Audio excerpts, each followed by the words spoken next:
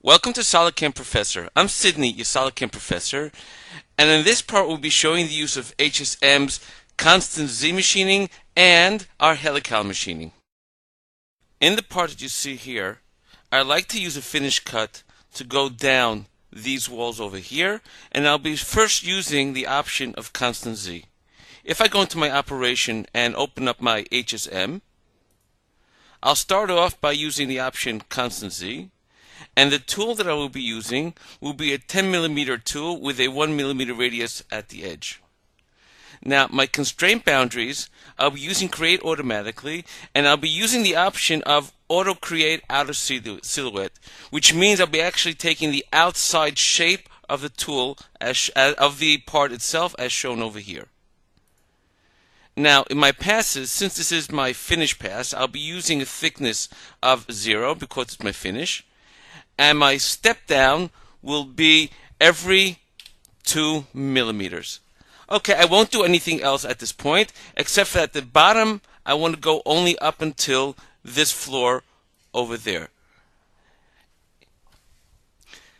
Now, in my link area, I'm going to change my maximum stock thickness to 1.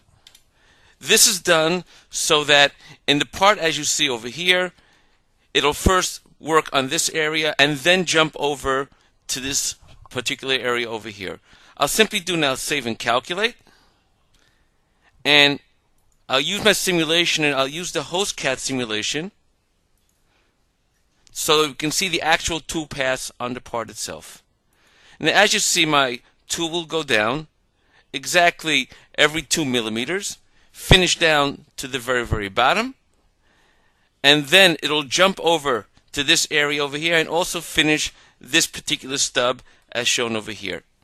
If we take a look at our side view, you'll note that it goes down, and every single time it goes down and it works to its next pass, it actually goes down at an angle, keeping a smooth pass around the part and only having one entrance and one exit at the bottom of this part, and then only then going over to our next stub area.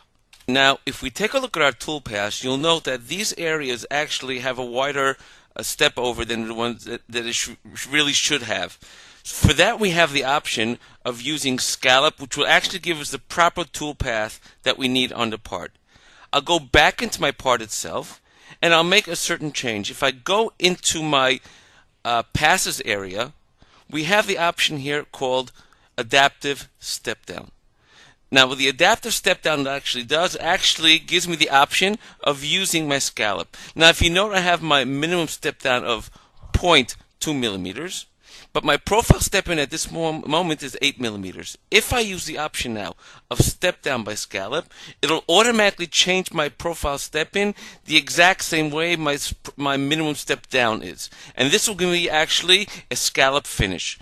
Now, if I use save and calculate, now if we take a look at our simulation this time, you'll note that this time, and I'll use this time a side view, you'll see that in these areas over here, it's doing actually its scallop step around the part, but when we have a straight wall, it'll actually move down every 2mm. Again, when it gets to this area where we have an angle, it'll actually use the scallop option and work its way all the way down, giving us a smooth, even cut all around the part as we go down.